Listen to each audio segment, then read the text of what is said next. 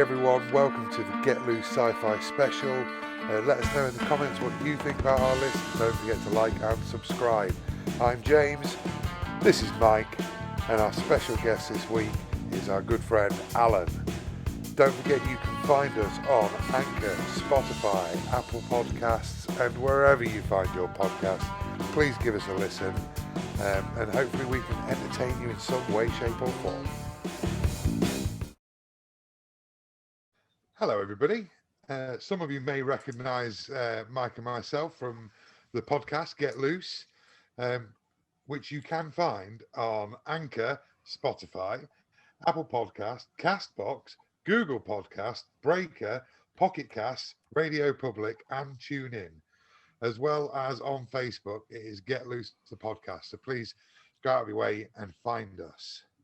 That being said, this show is born of a podcast that we did, and we were talking about Star Wars, and we realized that we could talk for hours about Star Wars and sci-fi in general. So hello, I'm James. Hello, I'm Mike. And that is Alan, completing the trio of beardy men. It's about time a third one joined. So yeah, we are all big fans of all things geek, really. Alan's expertise mainly lies in Star Trek, but he does watch other things too. I do. I watch a bit of everything, as does Mike. Yep. So today we are going to talk about sci-fi in general. We're going to do a top 10 sci-fi shows ever, which should be interesting. And then Alan and I are going to discuss Star Trek in a little bit more detail. Mike will undoubtedly chip in, but he's not seen a lot of the source material, so he might be a bit quiet. Yes, probably. It's not my forte is Star Trek. That's why we've hired Alan here. Don't say hired. That would suggest payment. Well, I'm just waiting for the check. I'm sure it'll be in the post shortly. Oh dear. I think I'm going to do something a bit different with our top 10 this time, though. I think what we'll do is we'll make a note of where each show comes in the list, and we'll score it. So then overall we can have a top 10, and there can be no arguing with that because the points tell the tale. I feel like mine are going to be vastly different from yours and Alan's. Yeah, but that's good. Diversity is good. It is. And it should breed some interesting discussions. Indeed. Sorry, I do got look your away. book and a pen, probably, because you've usually got a book next to you. Yep. There you go. And the pen you stole off me. You're welcome. Pretty good pen, that. I know, mate. You don't have to tell me. It writes well good. You mean it writes very well? No, I'm just going with it writes well good. So, if a show comes in at 10, it scores 1 point, comes in at 9, 2, and so on. Cool. And I think we'll do it round robin style. So we'll go 10, 10, 10, 9, 9, 9, 8, 8, 8. Yeah? Yeah, Sounds good. Sounds good. Cool. So I think with Alan being the guest, he should go first with his number 10. Oh, right. Sci-fi show. So I really had to rack my brain on this. I was torn. There's a few, and I purely on how well the last season has done, and it's just finished. I've put number 10 in as The Mandalorian. Mm-hmm. I can see it in a few seasons' time. As long as it keeps improving, it will go higher up the list. But the thing is with The Mandalorian is that as long as they keep it so limited to how often he takes his helmet off, they're not tied to Pedro Pascal. Yeah. If he has a hiss in it, a lot of that. Well, a lot of that can be done with voiceover work, and given the amount he talks, it can just be reused over and over again, can't it, from previous recordings? Yeah. So yeah, definitely. And it seems like The Mandalorian can quite easily branch off to other things. I know you've got the Book of Boba Fett coming next year I think it is. And Yeah, Christmas yeah. This year. Christmas. yeah. So yeah, it's very promising. It's the last season. I think we all agreed is pretty damn good, pretty Epic. special. Yeah. The thing is that the people that have made The Mandalorian are people like you and me. Mm. You know, it's almost like, you know, they've sat and they've gone, right, I want to do this, and they pay homage to the original material without ramming it down your throat. It's just little nods here and there, like a speeder bike, or, you know, just something, and it immerses you in the universe without having to have Han Solo or Chewie or you know, a Jedi there every 5 minutes. I think it's an incredible series. I think there's a lot of fan service to it, but it doesn't seem like it's forced, like in a lot of other things. Yeah. Fan service seems like it's forced, but this is all very fits in really, really well. Yeah, I think so. If shows aren't there to service the fans, what's the point in them? Yeah, true. I know they've got to attract new fans as well, but you've got to respect, you know, the people that put the. You know, I think with something like that as well, though, is you've got to rely on the existing fans to pass it on to new fans as well, and a lot needs to be said for the casting. The casting has been impeccable. I'm looking forward to Timothy Oliphant coming back as the Marshal. They've confirmed that, so that's brilliant. Gina Carano, you know, she's had a lot of hate thrown at her through social media and whatnot, but again, she plays her role brilliantly. There's nothing to complain about that. It's not like she goes off on one in the middle of an episode to tell people not to wear a mask, is it? No, this is it. Not yet, anyway. Yeah, I mean, it could happen. So she stops and goes, "Hi, I hope you've enjoyed tonight's episode of The Mandalorian, but I'd like to talk to you about coronavirus." So it's going to be like an episode of He-Man. Yes, basically. Yeah. I think it'd be quite controversial if she started having a go at Mandalorian for Mando for wearing his helmet. Been a very naughty boy, you did the helmet. I like it. All right, Mike, what comes in at number 10 for you? Number 10 for me is Timeless. I can't say I've seen it. Is it on Netflix? It is on Netflix, yes. I think I might have seen the first couple of episodes. Yeah, so the story is a fugitive steals a secret state-of-the-art time machine that's been developed by the government through a private company. And in order to stop him from affecting America as we know it, they handpick a team of a history professor from a university, one of the scientists working on the project, and a former soldier to go back and try and catch the fugitive before too much changes. So basically an SG-1 team. Sort of, yeah. But it also incorporates what, like a secret organization that's like works within the government, sort of a bit like Hydra, in Marvel. And that's they're trying to work it so that everything goes according to their plan, how they want to alter these things, so that when they come back, it's how they want their world to be. So it's kind of like the last series of Agents of S.H.I.E.L.D. then? Yes. Yeah.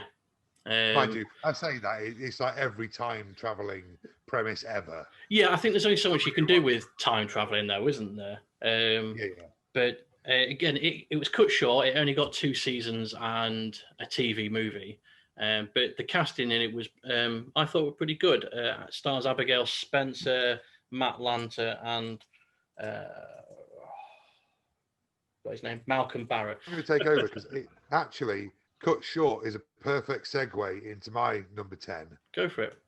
Oh, Mike's back. Sorry, we lost him for a second there, mate. Sorry, I didn't realise. So number 10 for me is Firefly, which was a tragedy. It was cut so short. Yeah. 1 season and a film, which was also epic. I feel it's a wasted opportunity. There is talk of them rebooting it, but I don't think they should. No, don't. I think that if they were going to bring it back, it needed to be 5 years ago, 10 years ago, with the cast that was originally. Yeah. But then again, they killed off half the cast in Yeah. Serenity. So, but they could have non-canon Serenity, I suppose, quite easily. How Disney do with Star Wars, they pick and choose what they want to be canon, don't they? So they could have done that.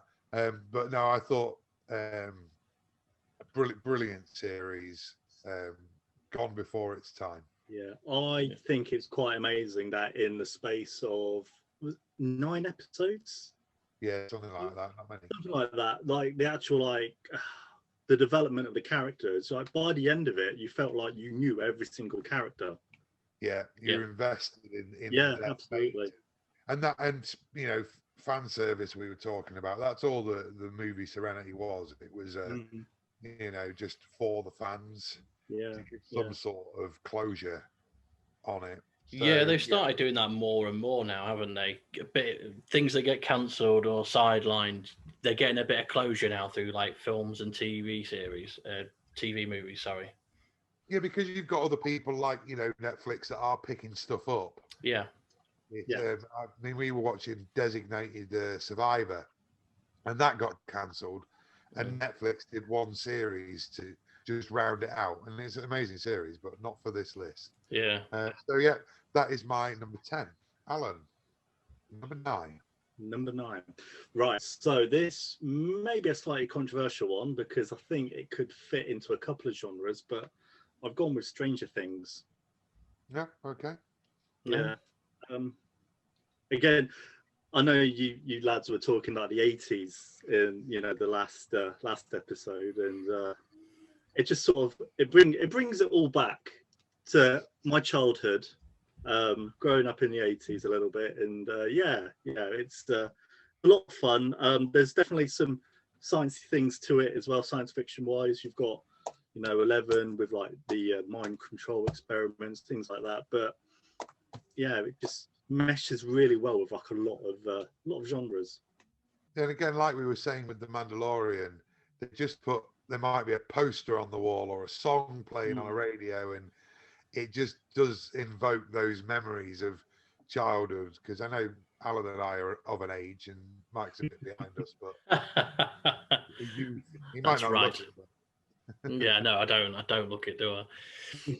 But yeah, Stranger Things at number 9. Michael. Number 9, I have Manifest. Again, I've not seen this. So the story is passengers get on a plane in the year 2013. For them, it's a perfectly normal flight, suffer minor turbulence. But when they arrive, it's 5 years later, it's 2018. So they've been presumed dead for 5 years. But also, the passengers of the plane, as they progress through the series, they find themselves like being hunted by parts of the government, but also like they've developed like I want to say powers, but they're not powers. It's like they can hear voices of people in danger in their head, and it leads them to be like. So they've been turned into Lassie, basically. Sort of, but like not like. Well, See you mock it, but you've not seen it. It's just a joke, Michael. Don't get all pissy about it. I'm not getting all pissy about it. Again, you know, it's currently going into its 3rd season. It's got a great cast behind it as well, and it's not just about the adults. It involves like kids on that passenger plane as well. So, one of them, like, there's a set of twins. One of them went on a previous flight and has aged. Obviously, the 5 years that the other twin was on the plane for. So it's a really cool balance, and it sort of also explores the fact that obviously families have moved on and partners have moved on, and the entanglement around all that as well. That's got to be a bit crap, isn't it? Yeah. You come back and your wife's moved on, or yeah. So like for the twin, handy because she can see or he can see what's coming. Yeah. Cool. I might watch that. Sounds interesting. That sounds good. Number 9 for me. If I say 2 words and you'll know what this is, and my 2 words are, oh boy. Quantum Leap. I gotta say, I've watched the occasional episode of Quantum Leap, but I've never really got into it that much. Yeah, I think I watched it fairly religiously when I was relatively young, and I really got into it and stayed with it for a long time. Again, another one of those series that had a very unsatisfying end, and again, another series that's been talked about being rebooted or restarted. I think that might be something that's worth exploring, actually, Quantum Leap, because if I mean, Scott Bakula came back to it, I would be happy because I rate him as an actor. yeah, I mean, I've seen Alan. I've seen the occasional episode. I've not sat and watched episode after episode, but I imagine with the leap forward that we've got in like effects and whatnot these days, it would be a really good show to reboot. Yeah, I think so. I'd like to see him involved in some way. It was again one of those shows that it didn't take itself too seriously, but did have some really poignant moments at times. And I kind of like that. It was quite relaxed, but sometimes it was like, ooh, just make you think. But yeah, I would like to see it come back. Good show. Well, just remind me of the premise around that episode again, because obviously he was just leaping through time for no apparent reason, was it? He was experimenting with time, and he went in the quantum accelerator, and it ends up. It's a bit like the A-Team, but with him jumping from episode to episode. So he goes in, he's somebody else, and he has to right a wrong in their life in the past. Right. Okay. As soon as he achieves that, he can. So let's say you might have been wrongly accused of shoplifting, and he would jump into your body. You would go to a waiting room, and then he would make sure that you didn't get caught shoplifting. And as soon as he's done that, you would jump back into your body and move on with your life. Right. Okay. Fair enough.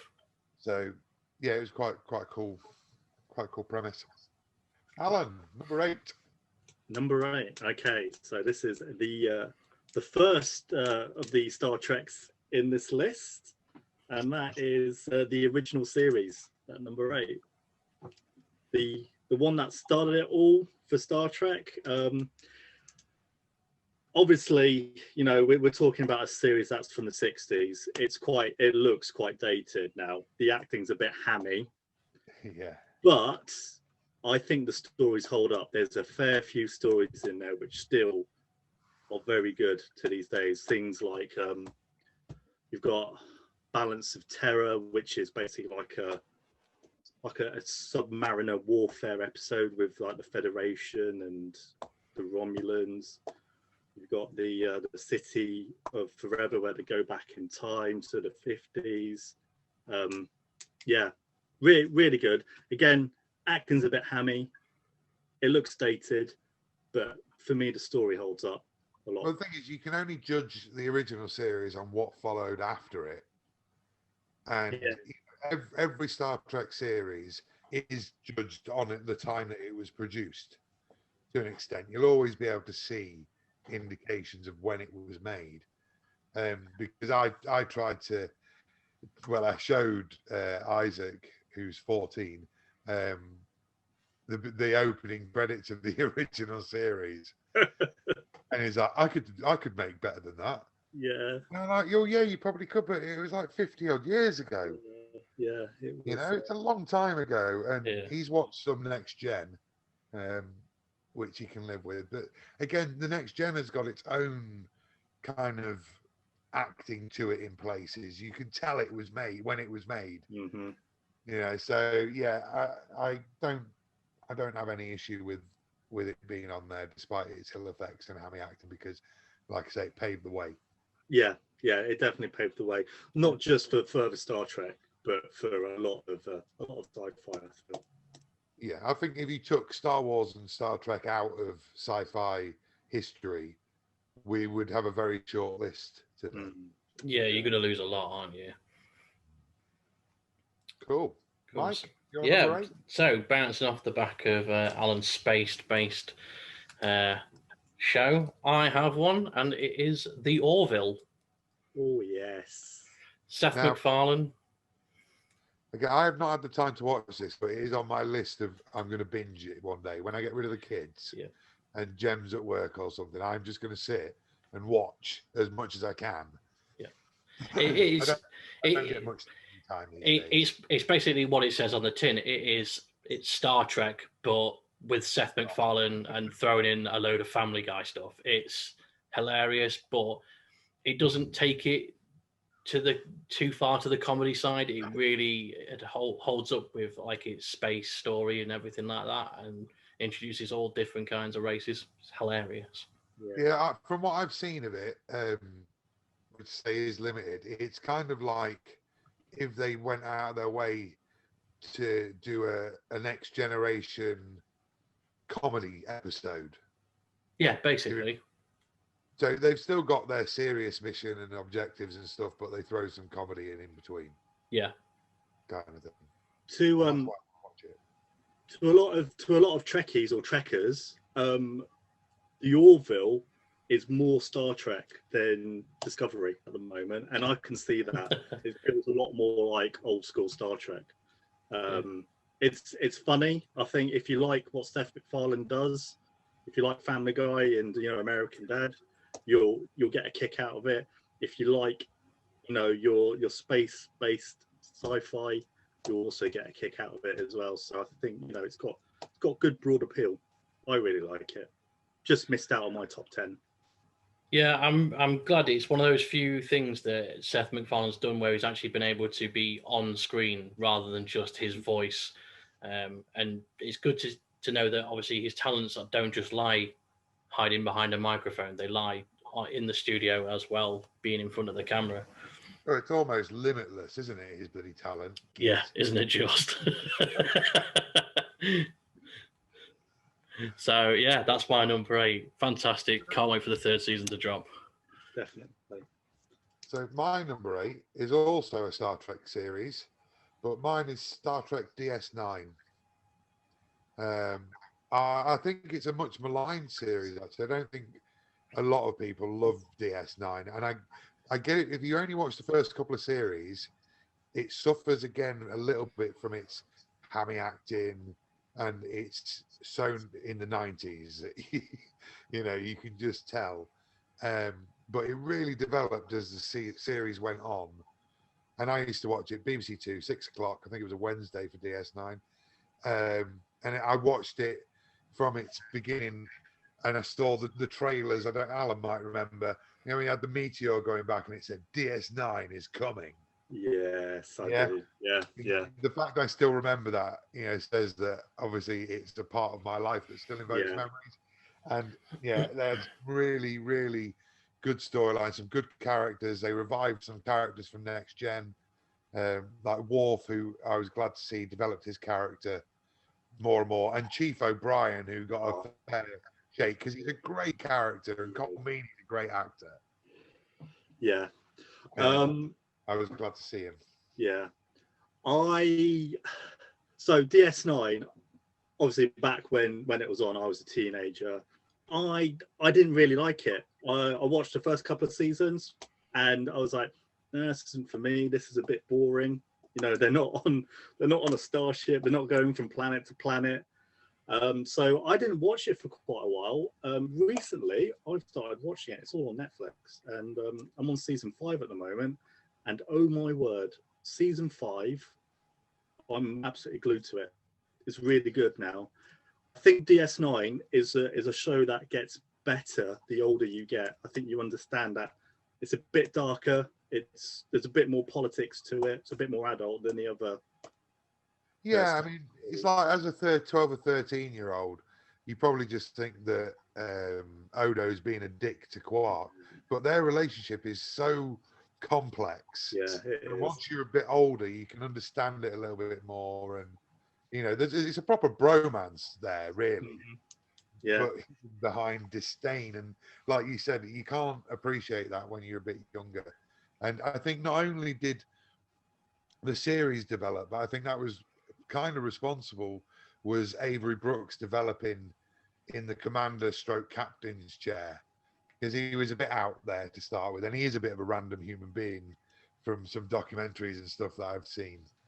but the Cisco character was a little bit, I don't know, just a bit of an odd character, not your typical commander character. And he delivered in season 1.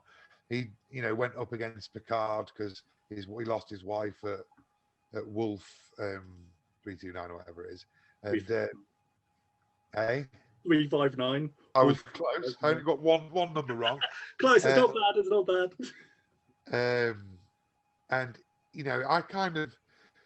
I was like, oh, that's a bold move. Watching it back because I'm watching it as well. I'm only on season 3. Yeah. Watching it back, so that was a bold move, taking your new show and squaring him off against Picard. Yeah. So even though you understand it, he's grieving, but I thought it was a really bold move, really brave move, and I love DS9. Great series. I think as the show goes on and on, Cisco becomes more and more of a badass. Yeah, absolutely. He's a great character. There are so many great characters in DS9. Like you said, Chief O'Brien, fantastic. Colin Meaney is a great actor. He's funny. He works really well with Dr. Bashir. Yeah, that's another great thing on he's there. proved himself over and over and over again. Kind of a resurgence for him just lately, being Game of Thrones and Peaky Blinders and all sorts of stuff. So good to see. I think we'll probably talk more about characters later on if any of them made them into our other thing we're doing in a bit. But we'll move on for now. So, Alan, you're number 7. Yeah, my number 7 is I don't know if you gents have seen this, Rick and Morty. No, I haven't. Yeah, so it is animated. Don't hold that against it because it's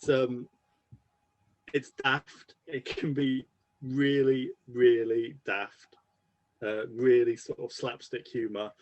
But it's also probably one of the most intelligent and on occasion like emotionally driven shows out there. They go into all sorts really, like philosophy, metaphysics, and then they talk about life and death and things like that while pulling off stupid gags. And it makes you just stop for a second, like, whoa, what's just happened here?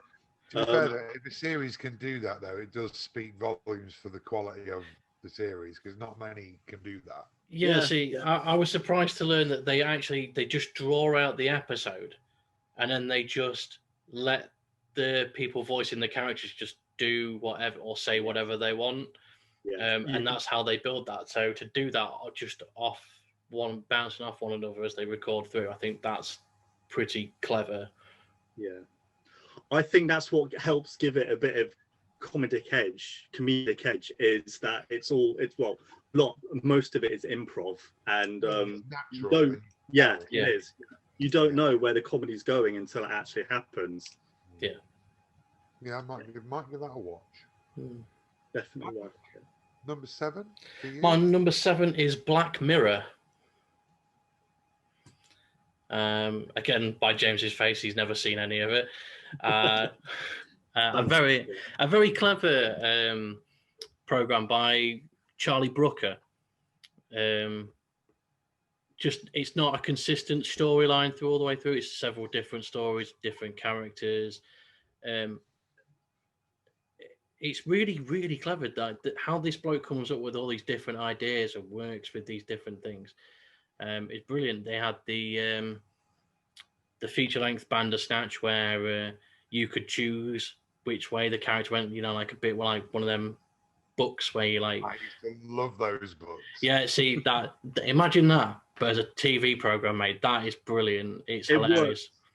It worked so well. I used to just let the character continually jump off the balcony because it was just fun to watch him jump off the balcony. Like, oh no, I died. I'm going to have to go back again. Wait, hold on. Oh no. Harsh. It's brilliant. They did.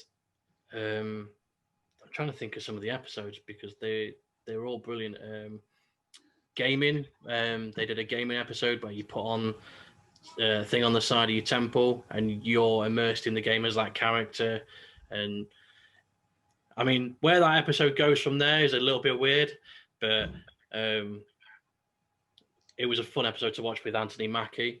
They did a Star Trek spoof called USS Callister. That was weird because all those people had their own memories, but they were trapped in this game created by this guy who felt that all these people had done him wrong. Yeah, so many stories. Go on Netflix and watch it, James. You are severely missing out. Yeah, I will when I get the time. You see that, you know, Alan has no kids. You have one. I have three. I don't get to watch anything. I get to watch everything. You're down on the pecking order when it comes to access to the TV. Absolutely, and you know, as much as Jem loves me, she will not sit and watch endless hours of sci-fi. So, I'll get there. Go on then, let's have your number 7. My number 7 is Stranger Things, which we've discussed already. So move straight to Alan for his number 6. Yeah. Okay. So number 6 for me is Doctor Who, but I'm just mainly focusing on the Russell T Davies run of the show. So that's I don't know if you guys are familiar with Doctor Who. That's Christopher Eccleston to David Tennant. Yeah. Fantastic. I've never watched a phrase. Sorry? To coin a phrase. Yeah. Fantastic. Alonzi. I've never watched a TV show, especially like a sci-fi show, where 1 minute I'm laughing, 1 minute I'm on the edge of my seat, and then the next minute I've got a lump in my throat. It's really, really good. That lump in your throat moment when David Tennant just goes, "I'm not ready to go." Yeah. Just like, oh man, you just like stabbed me in the chest. Yeah, David Tennant. I mean, I would imagine that we'll end up doing a show about Doctor Who on here. We couldn't not. That's the thing. It's been running for over 60 years. So many people to pick from, and the prospect of a new one coming up. Hallelujah! Not that I hate. I mean, it's not Jodie Whittaker's fault. I don't like her. I don't rate her as a doctor. It's too forced. It's not. I don't think it's her fault. I don't think it's her fault. Every other doctor has brought something to the character as out of themselves, and to me, she just reads the script. So if she's suffering from poor scripts, which she is, undoubtedly, then if that's what she's doing, she's not going to develop the character. Yeah. If you want to see character development, look at Matt Smith's run as the Doctor. Yeah. He brought to the role. Matt Smith is an excellent example of how an actor can grow in a role and bring some of himself to it. And I just don't think she's that good. I think she was a poor choice. And coupled with poor writing, that, you know, they've really damaged the show for me. Like, I bet I'll still watch it to keep in touch because I've watched it for years, but she's not the one. And I don't like what they did in the when they changed who the Doctor is. That whole plot. Oh, the Timeless Child. Yeah, the Timeless rubbish. Yeah. Rubbish. No. I've fallen off the bandwagon with Doctor Who actually ever since was his name Chris Chibnall came in, took over. Well, yeah, he took over with Jodie Whittaker, though, didn't he? That's right. Yeah. So I've watched the first series with Jodie Whittaker. Thought she was fine. It always takes a season or two for the Doctor just to sort of bed in and get their character. But I've not watched it since that first series. No, I don't. Yeah. It doesn't get much better. They've stopped ramming social commentary down your throat as much as they were. Yeah. The problem with it is the second series she was in has always had that connection to, you know, social commentary, what's going on in the world. Yeah, but it didn't need it though, did it? It didn't need it during the Matt Smith time or the David Tennant time. No, but there were little references and you wouldn't notice it. Yeah, but there wasn't a whole episode, you know, about telling you not to be racist, telling you to look after the planet, telling you, you know, and it just, it does my head in. And then obviously if you say anything, people get on and you say, no, it's just because it's a woman. No, I could have, and the thing is, separate argument. The thing is they chose the wrong writer to bring in for that. They chose Chris Chibnall off the back of his run with Broadchurch, and that was a fantastic 3-series program. But that was detective and police stuff. This is something completely different, and it's shown through the 2 seasons that he's done that he's just not meant for it. Yeah, But they got so much wrong. But when they announced him, I was like, Jodie Whittaker's going to be the first female Doctor Who, and I wish I'd put money on it because he was the one that hired her for Broadchurch as well. So yeah, should have put money on that. Would have made a fuckload. But we digress. We will undoubtedly pick up on Doctor Who later because I'd be very surprised if it's not in mine and Mike's list. I would be surprised as well. But with that being said, Mike, your number 6. My number 6 is Westworld. Yeah, that's another one that's on my list of things that I need to watch. I feel like my entire top 10 is going to be things that you've got on your list to watch, James. Reading list or watching. Maybe choose better series. That's not true at all. Westworld is phenomenal, and I didn't realize I was watching like 3 different time periods in that first series until you got to the end, and it sort of brought Spoilers. Do you know what? Go Go on, you should have watched it, mate. It's like I'm not bothered now. 3 years old at this point. But it moves on, and like it develops other spoilers that I won't bring forward. But yeah, for me, Westworld was fantastic. Great performances from the likes of Anthony Hopkins, amongst many, many others. So yeah, brilliant. Fair enough. Sorry, James, go on, mate. What are you going to say? No, I just said fair enough. Oh, fair enough. Sorry. This is another show where I've watched the first series and thought, wow, that's really impressive. Really, really liked it.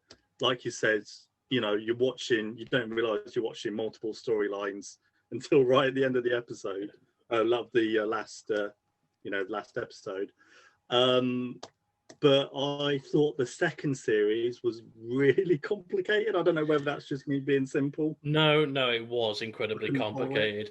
The problem with it is when you get to the end of the second season and you get into the third, it starts to uncomplicate itself, and you're like, okay, why did I have to wait a season for all this? Yeah. But you learn why.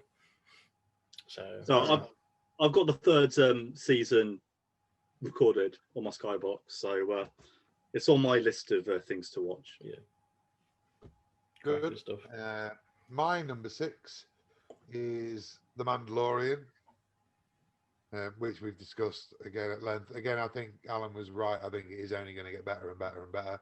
But even if there was no more of it, I still would stand by that positioning because it is that good. Cool. Number 5, Alan. Number 5 for me is The Expanse. See, this is one on my list to watch. This show is it's the best sci-fi I have seen since something else that I can't say just yet because it's further on my list. It's great. It goes into it's very sort of grounded in what could happen a couple of 100 years in the future. You haven't got warp drives. It takes months for people to get from one planet to another planet. They don't have anti-gravity.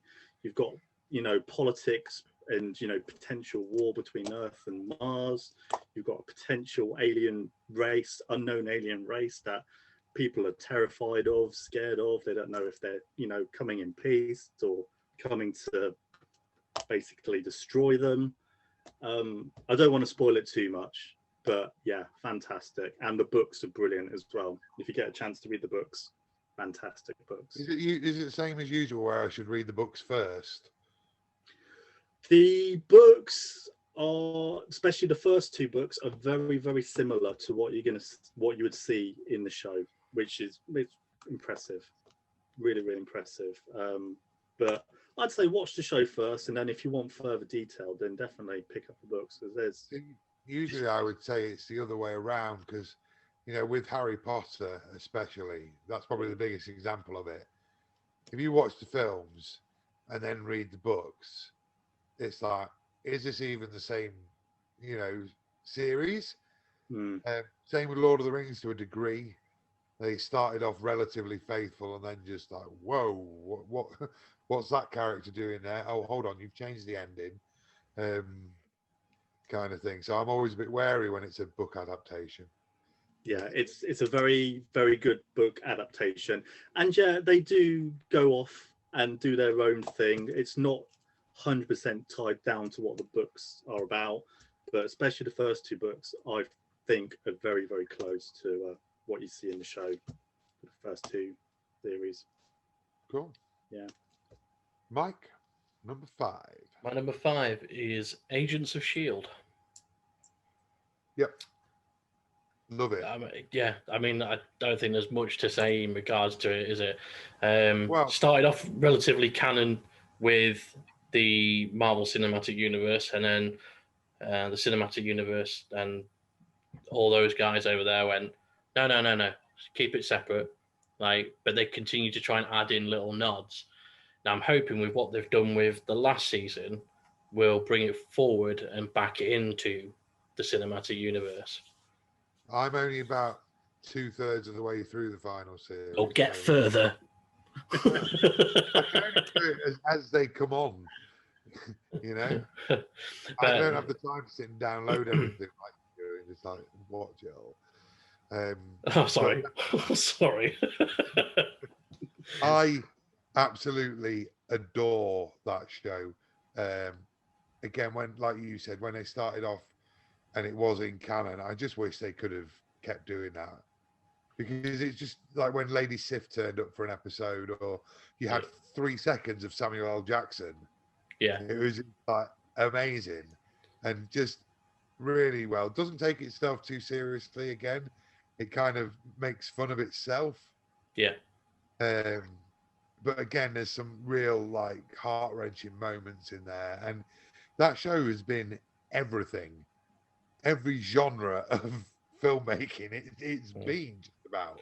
You wait for that last episode, mate. You're in for a gut-wrenching episode, mate. Thanks for that. You're welcome. Is it soon to finish?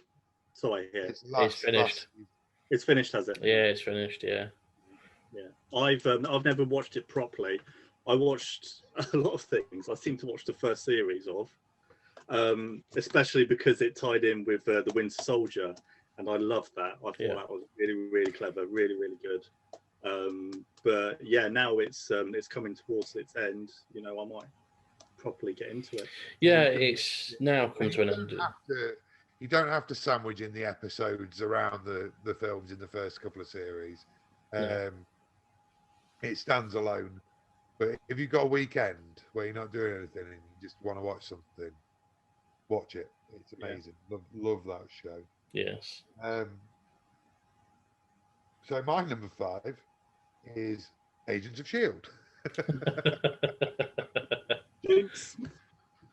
So see previous. Alan, your number 4. Okay, my number 4 is we've had this, but Firefly. Yeah, brilliant. The only reason it was higher up my list was just because it only had the one season. Yeah, no, that's fair enough. That's fair.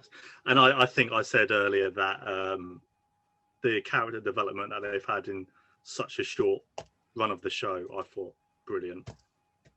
Yeah. Yep, can't argue. Mike? My number 4 is Snowpiercer. I've never even heard of that. Well, shows what you know. Originally a book, turned into a TV series this last year. First season came out back end, I'd say summer of 2020, and second season comes out at the end of January this year. Set years in the future when Earth has become a frozen wasteland. In the midst of all that, a huge company built a livable train that's 1,001 cars long. and it's separated into classes. So you've got your first class, second class, third, and then you've got your what's called as the tailies. And Scum class. yeah, basically, or they are people who fought their way onto the train as temperatures plummeted so badly that it wasn't livable anymore. So it all became all out war. And as the train has gone through the years, it circumnavigates the globe over and over and over, and it's set to do that for 80 years until the planet becomes livable again. But the classes start to descend, and revolution builds up across the whole train. And as it ends with the first season on this massive cliffhanger where another train has appeared out of nowhere, owned by the same company, they've crashed, and they're being boarded by this second train. And I'm like, can't wait. It's going to be brilliant. What's her name? Jennifer Garner stars as the head of the train, running it like not like she's up there at the front going chugga chugga chugga chugga. She's like the hostess, but acts sort of like prime minister for the whole train. That's a better way of describing it. I can't decide if that sounds like genius or whether it sounds really crap. Watch it. I'm not In sure. fact, I'll put it on to something not illegally downloaded, and hand you it, and you can watch it because you will enjoy it. I think you'll find it. I'll give it a go. Yeah. I will give it a go. I've heard good things about it. I've not really, well, I've not seen it, but yeah, I've heard good things about it. When they travel through Britain, do the trains get delayed and is there leaves on the line?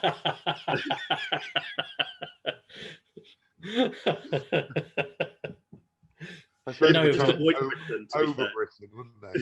Yeah. No, but they do slowly pass Southern Rail, just sort of going along a little bit. Oh dear. Anyway, my number 4 is Battlestar Galactica. Which one are we talking about here? But I haven't specified because we've discussed this before, and I think that if the original series and the redo had a child, it'd be the perfect series because they're both flawed in their own ways. I think in a way the original series was kind of too simple, and then the remake was too bloody complicated. Yeah. Oh my word! It didn't need to be that complicated, and they wrote themselves into a corner a lot of times. And definitely did. I think towards the end of that, the last sort of season or two, they just did not know how to end it. Yeah, and when the end did come, I was almost kind of glad that it was over. Yeah. Which is a sad thing to say when you've committed to a series, but yeah, I love the original series. So my first love for Battlestar Galactica was the original series. Just a bit of 80s, well, 70s and 80s quality sci-fi fun. Yeah. Apart from the TV movie they did, which was a bit shit. That wasn't very good, no. Again, that was a show that only had two series. It didn't last very long, did it? No, the original run wasn't very long. No. And then the remake was probably 2 seasons too long. Yeah. But there is talk of rebooting that as well, isn't there? There is. They just need to find some middle ground. Yeah. In it, I think again they fell into the trap where I ain't got a problem with there being strong female characters in the show, but they didn't need to, totally revolutionize every character. Mm-hmm. Like, oh well, he was a man, we'll make him a woman. Oh, he was a man, we'll make him a woman too. Right, he was a man, we'll make her a woman. Why not just have a new strong female character? Karen Thrace or Starbuck wasn't called Starbuck after the second or third series, really. No, I suppose so not. Why bother with the reference? It could have just been a new character. Yeah. That's what I mean. Change for the sake of change. I felt that was. I don't know whether they just wanted to change it so that there's a bit more sort of difference. I know you can't really compare the original and the remake. They are very different in a lot of ways. Yeah. But yeah, just trying to give it a bit more of a different edge to it, and having a female Starbuck. Yeah. Well, yeah, it was Boomer as well, though, wasn't it? And then Boomer. Yeah. It was not only a woman but a Cylon as well. Yep. It's like, but yeah, I think that again, the original series, it was kind of about the brotherhood of those pilots. So there was Starbuck, Apollo, and Boomer, and I felt that was part of the draw of the show. You know, they were a proper unit in a squadron, and I don't think you got that feel from the remake. So I think with the remake, you do get something similar, but it's not just with that core of like 3 or 4 pilots. They've got a whole crew there, and yeah, they don't focus specifically on like people like Hot Dog and like that. You know, the smaller pilots, but there is a sort of brotherhood of pilots there, I think. Yeah, I think the one as well, though, what I was saying earlier, is because they expanded the crew so much, and it wasn't just about the pilots, perfect opportunity to introduce those new characters. Yeah. And nobody would have batted an eyelid. Yeah. And that it annoys me when it's changed for the sake of change, that's all. Yeah. I'll get off my soapbox now. Number 3, Alan. Well, following on from that revelation about Battlestar Galactica, number 3 is Battlestar Galactica for me. The remake, though, I do like the original. It's very cheesy. It's very 70s. Yeah, but it knows it is. Of course it does. Of course it does. I find the remake, though, really, really interesting. I think it's definitely a creation of its sort of time, just after 9/11. You know, there's a lot of insecurity about different people, about different races. It's very political, isn't it? It's very political, and I quite enjoy that. And then the action was great. Especially, was it end of season 2, where you've got the Pegasus and the Battlestar Galactica pretty much going head to head, and then they break for a year, and you're like, the fuck is going on here? What the hell? Can't do that. You can't do that. I'll tell you one of the weird things that I didn't like about it was the silence of the space battles. And though I know it's correct, but I didn't like it. Yeah, that's the sort of stuff I like, though. So just like a bit more sort of, they're not trying to be, this is what a space battle would look like, but trying to give it a bit more of a realistic edge. They've got the cameras are shaking about a bit. Yeah, I love that. I love that. It's just the lack of noise. I don't know. Yeah, but that would have been higher. That would have been my second place if it wasn't for the last season or 2, where it just completely lost itself. It just didn't know how to end it. Yeah, agreed. Mike has no input on Battlestar Galactica. Need to watch it, Mike. It's good. The newer series is on the list to watch. It's the older one. I didn't know if I was going to be missing something by not watching the older one. But now knowing that I'm not, I can watch it safely in the knowledge that it all is good. But to be fair, they could call it anything they want. They don't link in. They just mildly reference it. Yeah. It could have been called the Battleship Peppa Pig, and you wouldn't have lost anything from it. So, yes. Michael. Having said that, my number 3 is The Mandalorian. Yep. Good. Just, enjoy it. So, cool. Very good. My number 3 is Stargate, which I know people didn't see that coming. Hey? Didn't see that coming. I love it. Again, it's another one of those shows that you can be laughing 1 minute, you can be sort of pulling your hair out because it's so campy the next, but it kind of knows it is. It's self-aware. But the next minute, it can have you like welling up or on the edge of your seat. And there's a couple of series that are weak, but it did run. The SG1 ran for 10 series. Then it spawned 5 seasons of Stargate Atlantis. Then Stargate Universe as well, which was a bit, redheaded stepchild of the group, but all from one kind of almost throwaway film, which had Kurt Russell in it. It was a good film. I enjoyed the film. I've not seen any of the series, to be honest. But on Netflix, it's just come on. Is it on Netflix? Brilliant. Yeah, it's just come on Netflix.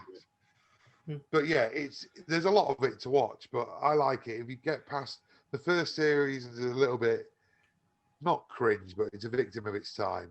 Again, it's late 90s. I think it's 97. It's one of those ones I dropped in and out of. So I'd watch so many episodes and then I'd forget about it and I'd come back to it like, hold on, what the fuck's happened here? I've missed too much. Abandoned ship. And then I started trying to watch Atlantis and I was like, I can't get on with this. I liked Atlantis, and me and the boys are rewatching. Well, I'm rewatching. They're watching it for the first time, and we're in season 10 of SG1. So we're about to go into Atlantis. So it'll be interesting to see what they make of it. Fair enough. But even just by longevity, it was still quality. Like I said, there's a couple of weaker seasons, but great show. Cool. So to the nitty gritty now. Number 2. Is it me? Sorry. Yes. Sorry. Lost track there. Mike's had it before on the list, but I've gone number 2, Black Mirror. I think it's fantastic. I've always been a fan of Charlie Brooker. Like a lot of his stuff like columns that he's done, written, his TV shows. He's a very talented writer. I just find Black Mirror fascinating because there's a lot of it that you think, hell, in a few years' time, we could be living something very similar to what's going on in that particular episode. Yeah. An episode springing back to mind, actually, is the episode where they're quite young and the 2 females meet. And I think it's set in the 80s, but then it also flutters into the 90s. And then actually you find out at the end that they're 2 old women. Yeah. That's a cracking episode. I didn't see that coming at all. San Junipero, I think that's probably my favorite episode. Yeah. Amazing. Absolutely. Just a little claim to fame. One of the blokes that hits on one of them in that 80s bar, I used to do stage shows with him. Nice. So I know him. Fair enough. Name drop. Your number 2, Mike? My number 2 is The Walking Dead. I'm not sure that qualifies as sci-fi. Oh, does it now? Sorry, are there zombies roaming the streets? Yeah, I don't. It is sci-fi. I asked yesterday about Agents of S.H.I.E.L.D. Just try and decipher whether it was in there, because it dips into space and time travel. We kind of all agreed, but I never even considered The Walking Dead for this list. Yeah. See, because obviously it's not just horror though; it is sci-fi. If you, because you said to me, you put in your Google parameters of top 100 or whatever sci-fi programs. And just to make sure I didn't forget anything. Yeah, and then I put that in, and The Walking Dead comes under it. A Google search doesn't prove it. No, I'm not saying that, but you can go on IMDb. It's still listed as a sci-fi. It does list it as horror as well, but it also lists it as science fiction. I would say it's horror drama. I'm not sold on it being sci-fi. Sorry. Well, tough shit. I've not seen enough of it to make a comment. So I've been there since the beginning, but again, that probably deserves its own time in either a episode dedicated to it or in a horror episode. I mean, because it's horror. It is. I just don't think it's sci-fi, but There we go. Um, Okay. My number 2 is I'll step definitely back to you because if we're going to go that, then I need to replace my number 2 with something that I had to knock off the list. well. So I was going to say to you when it comes back round before your number 1, yeah, if you've got that, that's cool. So my number 2 is absolutely sci-fi. It is Star Trek: The Next Generation. Following on from the original series, nobody really knew what was going to happen with that, and it's very, very campy in the first couple of series. Pre-Riker's beard. Yeah. Once the beard arrived, Yeah. it was all good. Yeah. It's even a turn of phrase now, isn't it? It's got, a show's got to grow the beard before it's good, essentially. Yeah. And that's through from when Riker grew his beard. Yeah. But yeah, a quality series. Took the Star Trek ball and ran with it. So much so that I will say now that the original series is not on my list, and I didn't even consider putting it on my list because I feel that Next Gen was more what Gene Roddenberry wanted from the original. Don't get me wrong, the original crew films, for the most part, are good. There's a couple of stinkers in there. But the Next Gen managed to do 9 seasons, all good. I wouldn't say there's a bad season in there. There's some that are better than others, but they're all good. And I think all of the movies spawned from it. Again, there's some that are better than others, but there's not one I wouldn't watch again. No, there isn't a bad movie. Like you said, there are some that are better than others. I don't particularly like the first series of Next Generation. I think it's just bad writing. It's again like they're trying to find their feet with the show, and you get that with a lot. They were establishing a lot of either establishing current law that's always been there, like this is what warp we can do now. We can do warp 9.9 now, or new things like holodecks and stuff like that. So I think that's what a lot of the first season was about, and just getting to know some different races and the crew a little bit. Still had a few good episodes. I'm not denying that, but yeah. Would we say as a whole that every Star Trek series has suffered from that a little bit? Yeah. First season blues. Apart from the original series, but then it had nothing to go on from before. So it. But yeah, definitely, I'd say so. I mean, Voyager's first. I mean, I'm not a big fan of Voyager. Yeah. But the first season, especially, I considered not watching it after that first season. It was just so weak. Definitely. And DS9 suffered from it, like we spoke about earlier. Next Gen did. Discovery probably didn't. But like you said earlier, I don't know whether that I actually class that in my brain yet as Star Trek. No, they did a lot on Discovery, which annoyed a lot of fans with the first series. A lot of things with the Klingons the Klingons look completely. Yeah, but it's not the first time Star Trek's done that, is it? True. But I think they looked. Well, they did not look anywhere near Klingons, and they sorted that out a little bit towards the second series. Am I right in thinking that to you what a Klingon looks like is Christopher Lloyd? Search for Spock. Krug. Yeah, he's great. But next gen Klingons for me is what a Klingon is. Yeah, that's a Klingon. That's definitely a Klingon. Yeah. Discovery.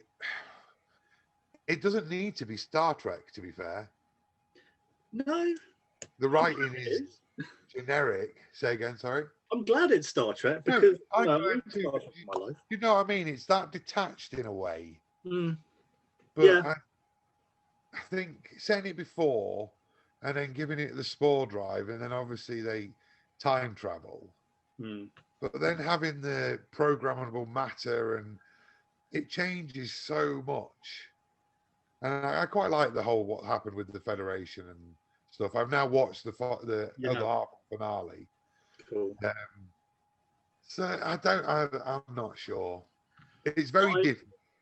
Yeah, it is different. I'm glad that they've gone, into the future, far, far into the future. That means that they can do pretty much what they want now, if they wanted to. They don't have to touch any sort of previous Star Trek lore if they didn't want to. I'm sure they will at some point. But yeah, the first season they really, really struggled. That was just, I think it was about 50 years before Kirk. Yeah. And it just didn't fit well. The second was a big improvement. Seeing Captain Pike That was a nice nod. Yeah, it was really, really good. Seeing Spock was fine. I thought season 2 was fine. Season 3 is definitely the strongest for me of Discovery so far. Yeah, because they've not tried to do too much in the lore of the show. Yeah. And I think that's where it's key. Like I say, I don't dislike the show. No. At all. It just feels like they've gone out of their way to be different. Again, for the sake of being different. Let's do this. Let's have programmable matter. You can do whatever you want, and let's have funky controls at the, on the con. And sometimes I think it's for the sake, and like books ship morphing. To me, that's like a bit of a step too far. Yeah, they do. Sorry, he's just a courier. He is just a courier. Yeah, he's got this kick-ass ship that can morph and do anything. Yeah, depending on what the plot needs it to do. Yeah, it's quite amusing because they do, like, some of the crew do mention every now and then. They're like, "Oh, I don't know about this new technology. I wish we had like the old like technology back." So I find that quite cool, quite amusing. That they are struggling to get to grips sometimes with the newer stuff that they're working with. Yeah, like I say, I think you're right. The third season is the strongest because I like it because it's those subtle nods. So the Andorians make a comeback, and the Trill reappear. Yeah, in quite a prominent way, and I like that. That's the kind of things they should be doing, I think. But anyway, that's not even on the list, and we've just no, it's not. Hijack the list. So yeah, that was my number 2. Mike, have you got your number 2?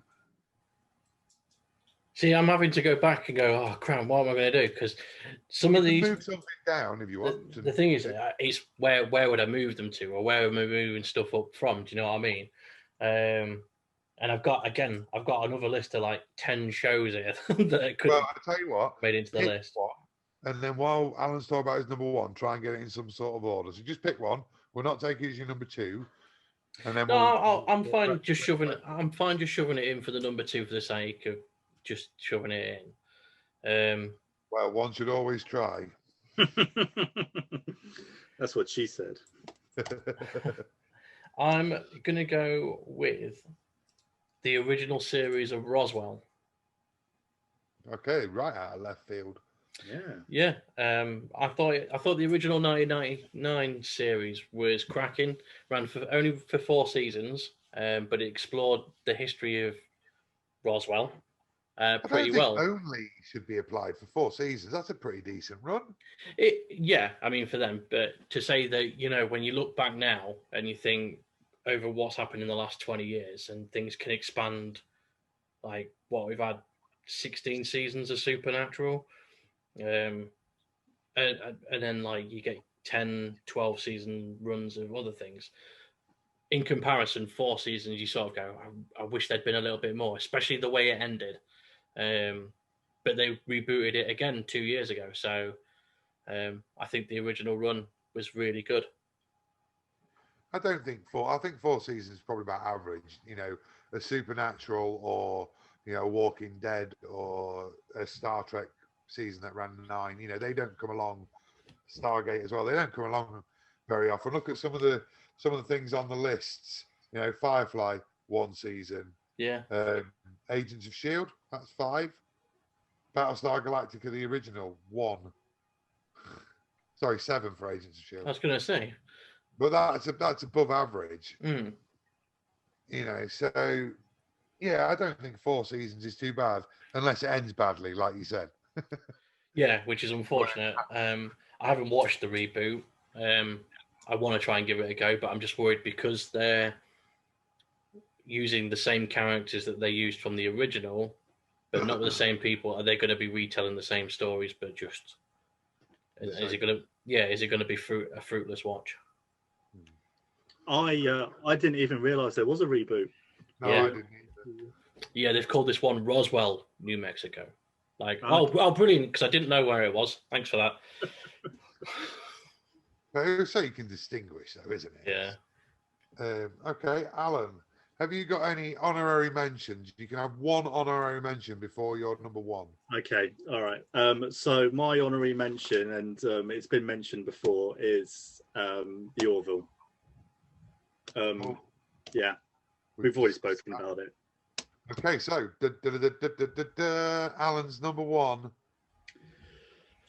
My number one is Star Trek: The Next Generation. Yeah, I figured it must be. Yeah. I've grown up with it.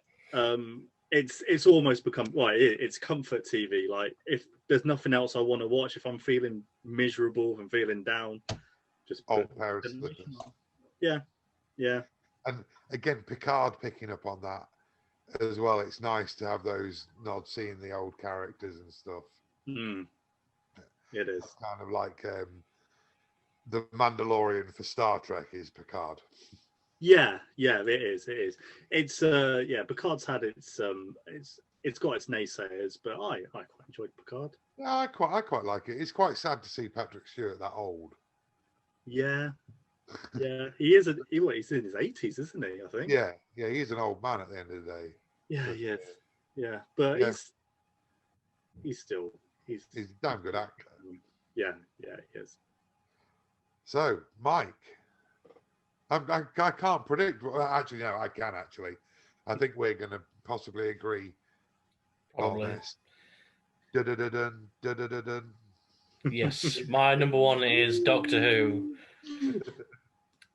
Despite obviously, stop, yeah? 1 second. My number one is also Doctor Who, so we'll discuss them both. Cool. Now, you I didn't think give an honorary mention. I didn't. We will. I've got a couple of honorary mentions anyway. One. I can't have one. I can't have one. Some of these. You've got one. The problem is some of these are really worth mentioning. One or none. All right. Life on Mars. Okay. Yeah, because of the time travel element. Yeah. Okay, as a left fielder, but yeah, I don't mind that. My honourable mention is Falling Skies. Yeah, that's good. Yeah, I enjoyed Falling Skies. I thought they did a really good job of that, like that, and it ended in a satisfactory manner. Oh, can you imagine some of the comments that are going to come from this? Because no one had the X-Files on honorary mentions or on the top 10 list. Well, to be fair though, if I hadn't said you can have one honorable mention, there would have been 10 from each of us, and we would have been sat here for another 2 hours talking about it. Yeah. So let's talk about the number one.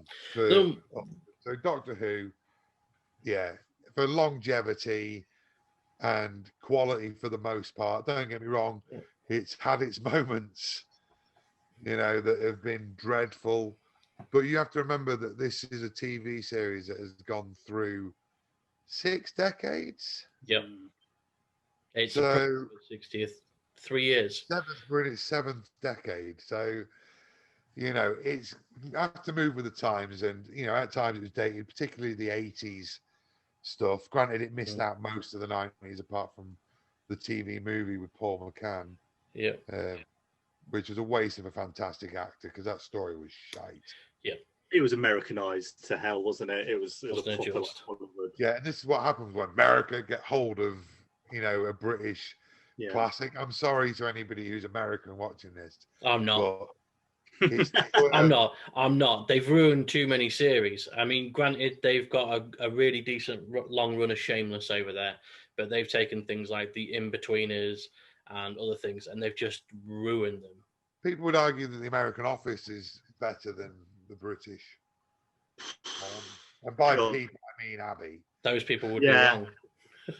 Yeah, I still prefer the. I know we're going off topic here a little bit. I still prefer the British Office. However, the American Office is so different to what the British Office was. I enjoy the American Office. So, But yeah, Doctor Who, when it's not Americanized, because it is a little quaint British show. it's very It's British. core. Yeah. And every Doctor, even Jodie Whittaker to a degree, has given something to the show.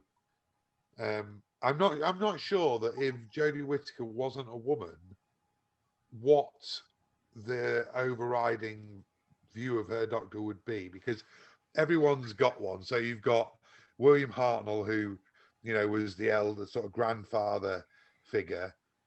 Then you got Patrick Troughton, who was like a clown with a recorder. You know what I mean? They've all got something about them. There's John Pertwee with his pretty velvet and cravats and kung fu. Amazing. Tom Baker was just an absolute legend with his scarf and his "Would you like a jelly baby?" Even Peter Davison, celery stick in his long coat and cricket whites. Yeah. Colin Baker, that hideous jacket and his big hair, and his sort of psychopath doctor that he kind of played.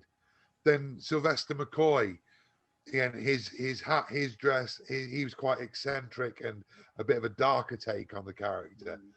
But I don't know what you would say about Jodie Whittaker, apart from she mentioned Sheffield a lot and she built a screwdriver out of a spoon.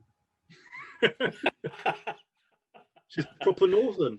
She's the northern Doctor. I don't know. I know all planets have a north, but as Christopher Eccleston said in an episode, but well, I was super excited when it got rebooted because I watched it. I didn't watch it obviously at the time because I'm too young, but UK Gold had it, and I watched it sort of from Pertwee onwards, and it's an amazing series, and they did a good job. Christopher Eccleston was amazing. A shame they only got one season out of him. Really good, and they stood by the guns because they never showed you initially how it got from Sylvester McCoy to, from Paul McGann to Christopher Eccleston, and whether there was, what happened there. And eventually they did, obviously, with the War Doctor. That was I love that they did that. I've got to say, seeing John Hurt as the War Doctor, brilliant. Yeah, and just before he died. Yeah, I was going to say, what a brilliant, one last final role for John Hurt. That was immense. Yeah. Agreed. And then, obviously, he was going, and I was gutted. It was going so well. It was really, really good. And, they're recasting. We're going to have another Doctor. And then David Tennant landed, and wow, what a choice. His series were just phenomenal. And once Rose Tyler was written out, you thought, well, that'll be it now, because once that companion goes, sometimes the wheels fall off. And then Catherine Tate came along, and I had such low expectations of that. We all did. And just blew my mind of how good they were. Again, you'd be laughing 1 minute, crying the next. Yeah. I think one of the best episodes was Silence in the Library, that double parter. Amazing. And obviously they introduced River Song there, and that was another string through. I mean, 3 Doctors she's been with, and and they started in 2007 or something with David Tennant. She went right through to Peter Capaldi's time as the Doctor. Again, just pulling those strings. And then David Tennant was going, and I was like, oh my God, I don't know how I'm ever going to recover from this. Because this is the first Doctor that ever made me think there could be somebody better than Tom Baker out there. And I was like, God, I'm questioning everything I've ever thought about Doctor Who. And then Matt Smith came along. And he was just absolutely phenomenal as a Doctor. I think he's your favourite, is he not, Mike? He is, yeah. He's my second, I think I put him at.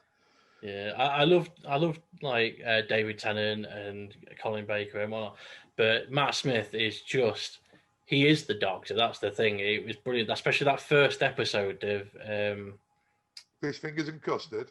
yeah, that and where he's just rifling through the clothes on top of the hospital. He's like, "Hello, I'm the Doctor," and he's just like, "Run," and he just fucks off back into the sky. But Like, again, that was another great regeneration show because when he was on the roof and you got the flashbacks of the other Doctors. yeah, Again, great homage. Mhm. And he was introduced well, and yeah, his time on the show was phenomenal. yeah. And then we went to Peter Capaldi, and I had great expectations for Peter Capaldi, especially when they introduced him in the end of Matt Smith's final Christmas special. Where he's like, "I don't suppose you know how to happen to fly this thing," and you're like, "Okay, that's just him from like those past comedies that he's done," and then it opened up with a dinosaur. I was like, what the fuck is this shit in Victorian London? I didn't like the fact. I think they should have just owned the fact that he'd been in it before and Yeah. moved on instead of the whole "why have I got this face?" Because Yeah. it's happened before. Colin Baker was in it as another character before he was the Doctor, so Yeah. I think they should have ignored that. He did get better, I would say, as his time went on. I think that Nardole helped him. Yeah. Matt Lucas was a good addition. Oh, Yeah. yeah. I'd forgotten Yeah. about that. It I came wasn't a on fan a of the lot. companion that season. What's her name? Oh, Clara. No, the one afterwards. She was only in it for the one season. She was like a student at the university where he was professor. Oh, was it Billy? No, not Bill. Billy. Bill. That was it. Bill. Bill. Yeah, wasn't a fan. Not a fan. It was okay. Um, There was nothing more than that. It was okay. I think it suffered towards the end with the writing, like a lot of Doctor Who. I think Stephen Moffat he was bored. Well, but I think the writing just slowly got worse and worse. But luckily for Capaldi, I think he got better. Yeah. As the writing got worse, he got better, and he got that thing where he put himself into the character I was talking about earlier. Mm-hmm. And he won't be just remembered for Sonic sunglasses. God, and the electric guitar. Oh, yeah. But what an ending for that character as well, where they brought back yes. What's his name? Well, it wasn't William Hartnell, but it was supposed to be because that was the slow descent, wasn't it? That was the final part of his regeneration. But they brought back oh crap, what's his name? John Sim as the Master. Yeah. John Sim, phenomenal. Yeah. I like that bit with Missy and John Sim. Yeah. Then the recasting of the Master to Missy, I didn't hate it as much as other, gender bender recastings that we've had, mainly because of the quality of the actors, I think. And I thought it was for the sake of it. Yeah, I thought it was good moving on as well. That in that final bit, he could still hear the drums, but Missy couldn't. Like clarification that whole storyline that took place with David Tennant and Johnson was done. And it was nice to see how he met his end. That iteration of the Master. Yeah. Again, that was just phenomenal casting. But yeah, Peter Capaldi, I think, he got better. But interestingly, I think with them, it just shows that the Doctor makes the companion as much as the companion makes the Doctor. Because I didn't dislike Clara with Matt Smith, but she did my head in. I liked her. She did my head in with Capaldi. I was glad to see the back of her. I think that's more because she had to take the lead with that, though, didn't she? Because Capaldi was still developing. Yeah, but there's other ones that have handed over, that it didn't, like when Billy Piper handed over from Eccleston to David Tennant. Yeah, but remember, like, Clara had already done, 2 seasons with Matt Smith, 2.5. Yeah, 2 seasons, but not really, because she was kind of there but wasn't she, to start with? She was different characters of herself in the time stream. Like she was in the Dalek to start with, wasn't she? Yeah. Well, no, if you're going right back, she was in the Christmas special first. Yeah, the Snowman. Yeah, the Well, Snowman. Richard E. And, Grant. He was, yeah. Yeah. So But I mean, she was there, I but count that as the half season though, because then she did 2 more seasons following. But there's other companions that have breached Doctors. Never Oh yeah. invoked that response in me. I was glad when Clara went. Yeah. I Which thought is it weird, was 'cause good. Usually, that speaks a lot for me. But I thought Maisie Williams was a good addition to that final season with Clara as well. It was a bit convoluted, like what is this hybrid that they keep banging on about, and you never get proper clarification as to what it is.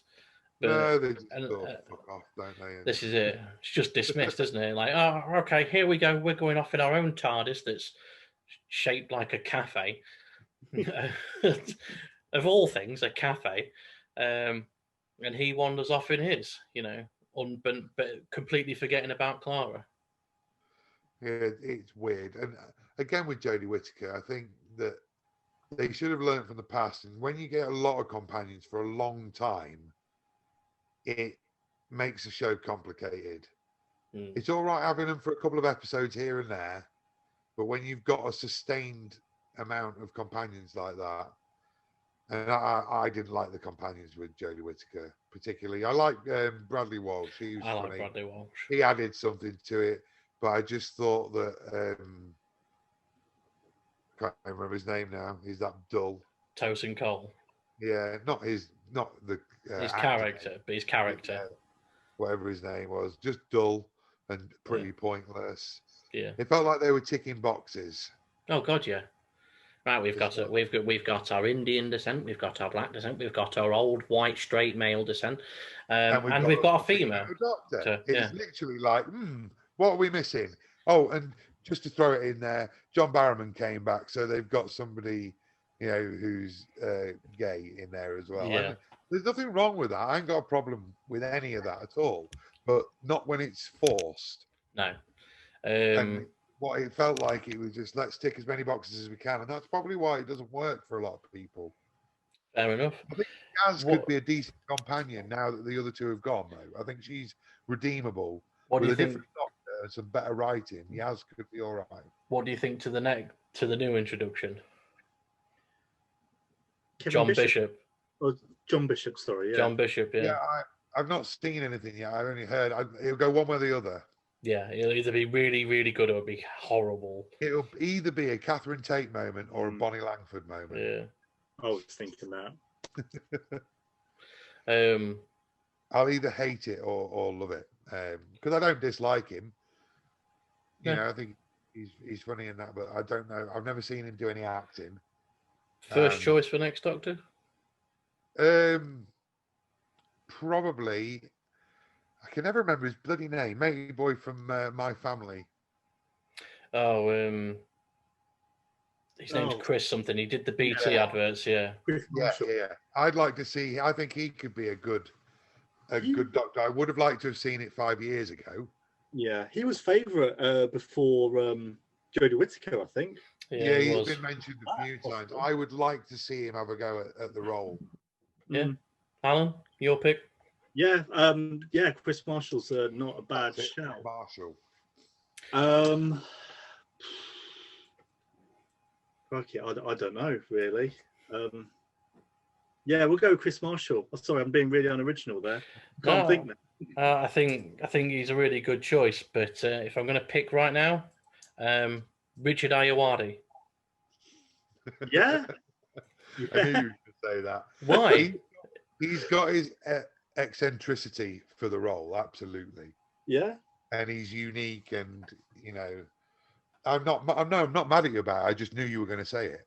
I just think he's brilliant. I think having watched him through the IT crowd, hosting the Crystal Maze, and he actually voiced one of the characters in the new Disney film Soul. And he was in The Mandalorian. He was in The Mandalorian, yeah. I think he's just. I think he's a very obvious choice and a good pick for it. I think he's a good fit for the role. Yeah, it's better than most people going, "Oh, Idris Elba. He's not going to be the next Bond, so make him the next Doctor." No, fuck off, Idris Elba. He did a shit think- job with Heimdall, so fuck off to the back of the queue. I think he's probably too big of a name. Yeah, but when they brought it back in 2005, they had people like Hugh Grant lined up ready to sign contracts for the new Doctor Who. Yeah, but he didn't, did he? He didn't know. Yeah. I think it works. I think it works better when you don't have a big name taking on Doctor Who. Well, So they when- never have really. No, they haven't. You know, David Tennant hadn't done much when he became the Doctor. He'd done Casanova, and that was about it. I think the only big name you can really consider is Peter Capaldi, because he has been around for years and people do know him from things. Yeah, possibly. You're probably right there. Maybe Peter Davison in his day. He was in quite a lot of stuff around the time, but never any, international critically acclaimed actors. No. And I think that's right. Yeah. And have cameos here I think and there. I think it's what keeps it quintessentially British. Yeah, I think you're right. And it is a little nichey British show. Yeah. And I've got it. The next Doctor, it's Roy from Coronation Street.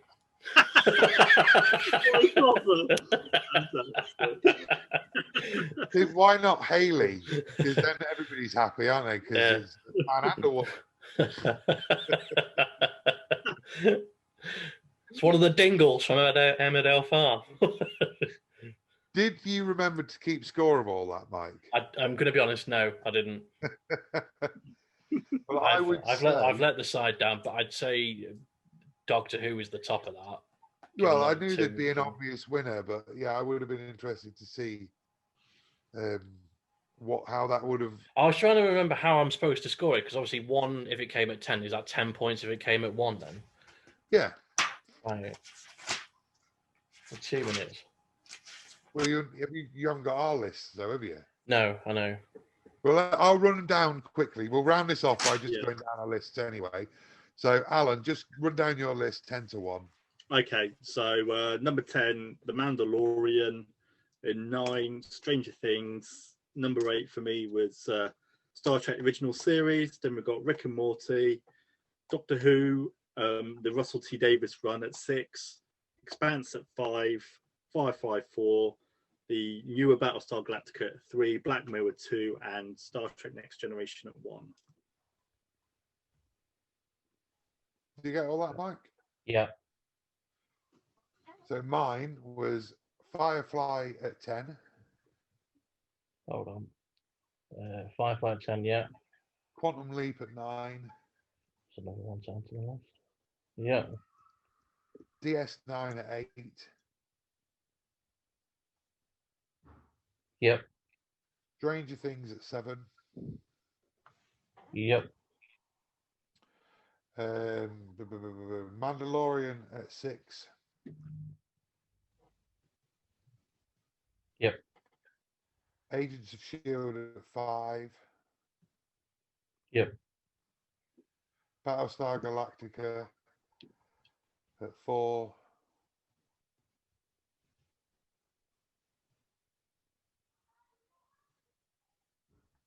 Yep. Stargate at 3. Next Gen at 2, and Doctor Who at 1. So you have got a bit of time here, Mike, because Alan and I are now going to do our fantasy bridge crew. Yeah, go for Star it. Trek. Mike, you sure you don't have any input on this at all? I'm absolutely positive, man. We offered. Well, we did. Pass. Hard pass. Only because I've not watched it, so I can't do it. I wouldn't even attempt. It'd be an offence to anyone who was a fan to try and do that. Oh, like Picard, Ahura, Wesley Crusher, every other unnamed. Oh no! Oh God, you said Wesley Crusher. That's only because I like Will Wheaton from The Big Bang. Yeah, Will Wheaton's cool. I like Will Wheaton. Will Wheaton's cool. So I tasked Alan with picking this crew. It's kind of going off a next gen model of who would be on the bridge. Yeah. So we've got a bridge officer which would replace Troy because she was an officer, but there's no other counselors in the universe, so you couldn't have a counselor. Then you've got the two people at the front, which you call navigation, Helm, navigation. L1 and 2. Yeah. You've got two there: security officer, doctor, engineer, science officer, second in command, and captain. Now, I think we should do that from the bottom up. Cool. We'll trade off. So, Alan, who is your bridge officer? My bridge officer. So essentially, we are talking about like a councillor role, are we? Well, it can be anybody. Okay, all right, that's fine, because it'd probably end up in like real like drunken moments here. Chief O'Brien. I just need to get Chief O'Brien on the bridge somehow. Well, I love Chief O'Brien. I almost put him as my at the helm too, because he has been there. Yeah, he's a jack of all trades. He's been pretty much everywhere. I could have got away with that, but I didn't. I wish I'd put transporter chief in there just to get. Yeah. But yeah, I don't. I'm not mad at that at all. My bridge officer is Dax from DS9. Yeah. Just from experience point of view, she brings a lot to the table. So yeah, she's a good character. I mean, there's no bad characters in DS9, I've got to say. So yeah. Yeah, even the tailor is a fantastic character. He is, yeah. So who have you got at Helm 2? Helm 2, I've got Hikaru Sulu. Gone for Sulu, fair enough. Yeah, great. He's a good pilot. Eventually becomes captain of the Excelsior. So he knows his stuff. I like Sulu. Fair enough. I have been sneaky and put Geordie LaForge. Okay, yeah. No, that's fine. I'll allow that. He's a chief engineer, but I've got him on, just at the helm. I'm sure I've seen a few episodes where he's been, especially the early stuff where he was on helm. Yeah, he was. Yeah. So yeah, a bit sneaky of me there, but yeah, Geordie LaForge. So on Helm 2, Helm 1, sorry. I think you know who's going to be on here. I don't think there's any debate on this. Data. Yeah, me too. Yeah. The thing is, Data is another one that could have been put anywhere on your bridge, so it was good to have him there. But yeah, I put him there too. I can't imagine Star Trek without Data. I can't imagine a bridge, especially like a Next Generation style bridge, without Data. Yeah, he is the Spock of the Next Generation, isn't he? He is, yeah. And it's going to be controversial. I think he's a better character than Spock. Yeah, I agree. Yeah. I think he's up there with the best characters across any, show of Star Trek. He's up there. Cool. Science officer. This is another controversial one here. Saru, I've got as science officer. Okay. Yeah. From Discovery. I'm surprised at that. That's a surprising one. Yeah, so I think the obvious choice is Spock. But again, possibly. It's horrible. I like Spock. I really like Spock. He's not one of my favorite characters. Saru, on the other hand, I think he's the best thing in Discovery. He's probably one of the best Star Trek characters in recent times. Yeah, no, I'm not mad at that. Saru is a good character. Yeah. For my science officer, I've gone for 7 of 9. Oh, I wonder why. No, not for that reason. Because if I was doing it on fitness, then T'Pau would have got it. Oh, of course, right. Yeah. Damn. No, I think that she's got a lot to offer. I actually sat down and really thought about this. Like, who would complement who, and how would they fit in? And yeah, 7 of 9, I think, is a really good addition. Can you imagine her and Data working on stuff together? Yeah. There's not a problem they couldn't solve. No, there isn't. No, definitely not. I'm interested in the next one, which is Doctor. This is a tough one. The obvious choice is Dr. Pulaski.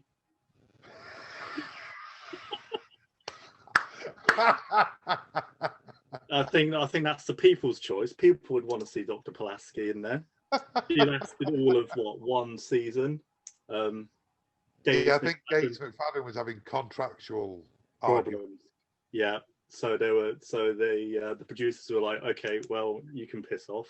We'll get someone else in then, and the fans were like, who's this? And she called Data. Data, yeah. Oh God.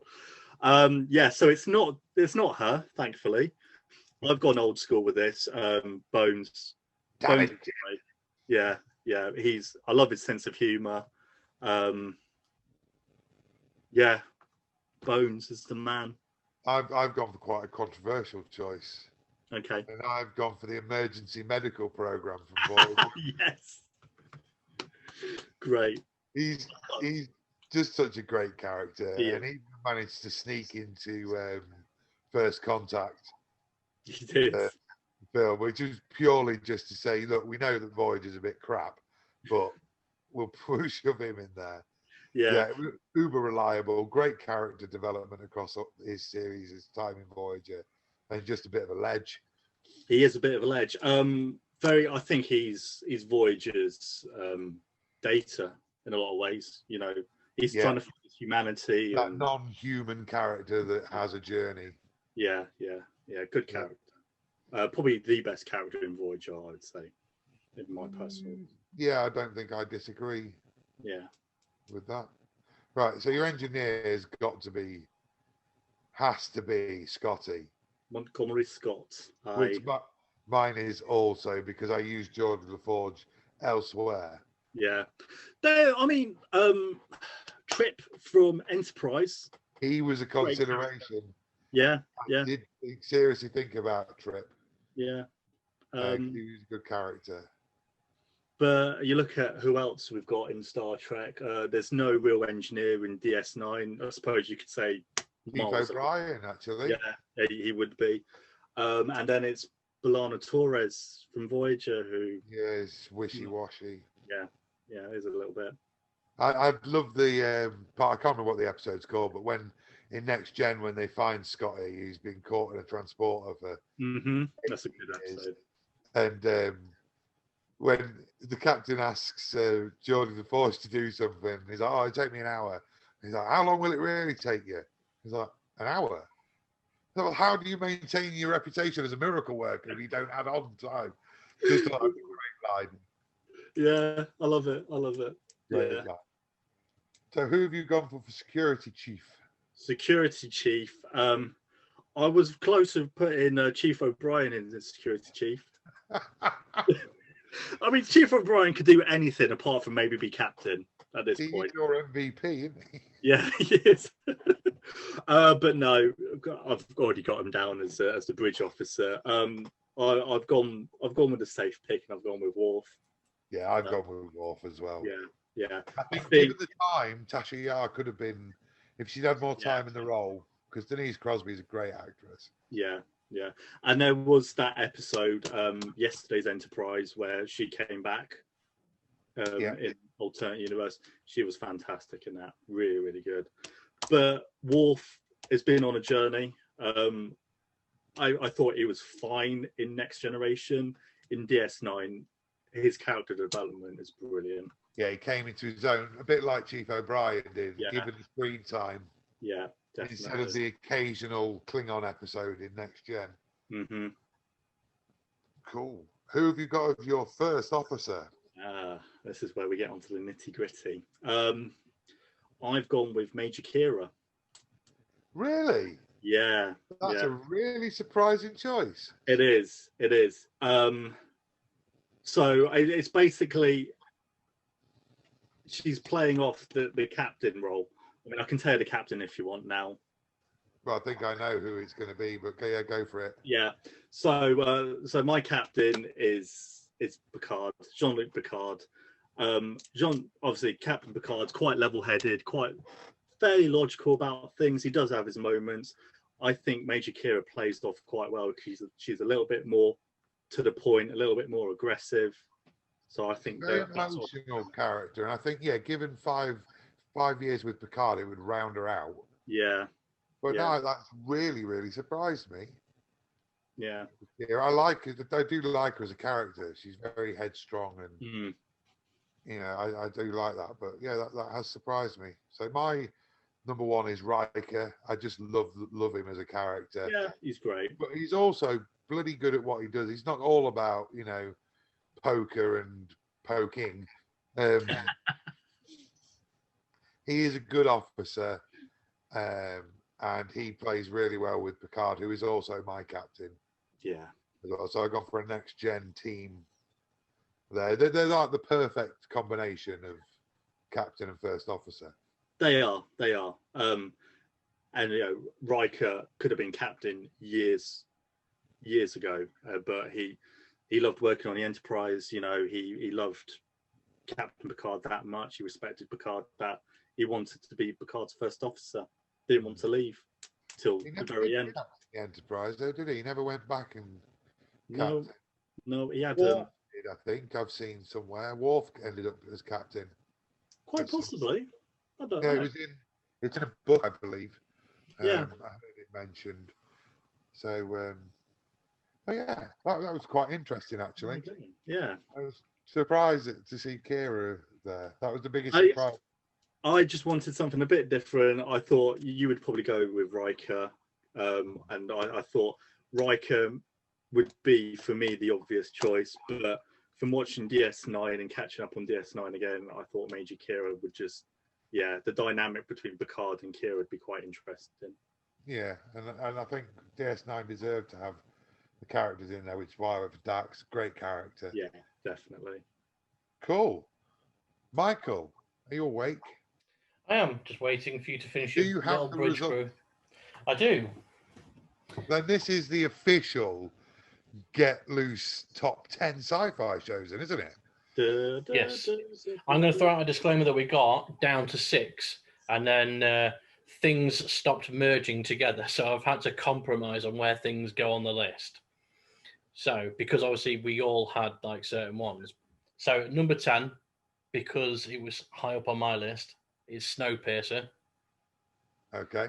Number 9 is Stargate. Yep. Number 8 is Firefly. Yeah, I think that's a fair position for that. Yeah. Number 7, only because it came second on my list, is Life on Mars. Yeah. Number 6 is Agents of S.H.I.E.L.D.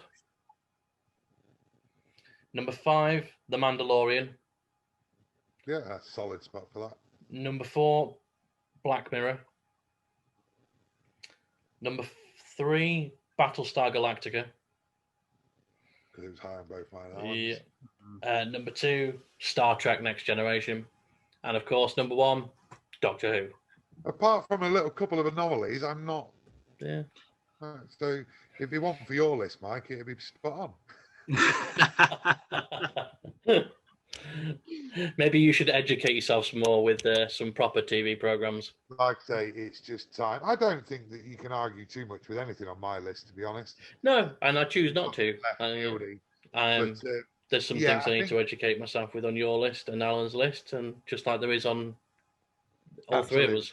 Yeah, I think obviously if we had more people, it would give a better idea because those anomalies wouldn't show up. So if we had, 100 people's top 10s, then you'd get a much clearer idea. So feel free, people, if you do have a top 10, stick it in the comments, and then we can maybe collate the data and have another crack. Yeah, absolutely. Interesting to see what people's we will be doing more of these, and I think it could possibly be the three of us, because there are some things that need masses of discussion. Star Wars, for one of them. Yeah, we've not really talked about Star Wars. No, we haven't touched upon it at all, have we? Because it's only really the Mandalorian to go at it from a TV perspective. True. So that's why. Well, we've got droids. We can talk about Ewoks. I did like droids. I love that card. I loved it as well, but that's coming from a kid. Yeah, but there's an awful lot of Star Wars to talk about. Doctor Who could have a full episode on it. There's a lot of stuff we can talk about. So we're hoping to do more of these. If you two gents are happy to participate again, I think I quite like this panel. Absolutely. balanced. I think it'd be fun to do this, carry on out at the sci-fi, and then slowly move on to other parts of the genre that don't necessarily clarify sci-fi. There's going to be a wrestling one. Oh, definitely. There's going to be a wrestling. Definitely. So thank you very much if you stuck by us. I do appreciate that. It was probably quite a big chunk of viewing. You can find us, like I said earlier, on Get Loose podcast, which is available across almost every platform you can imagine. You can find us on Facebook, Get Loose the podcast, and we talk about more day-to-day things on there. But yeah, we had to sidebar onto a YouTube video to get through our sci-fi obsessions, shall we say? We'll never get through them. The way of life. It is a way of life. So yeah, thanks for joining us. Look out for any more content, and please come and find us. Thank you very much, Alan. Thank you. Thank you very much, Michael. Thank you. Thank you very much, me. You're welcome. Thank you.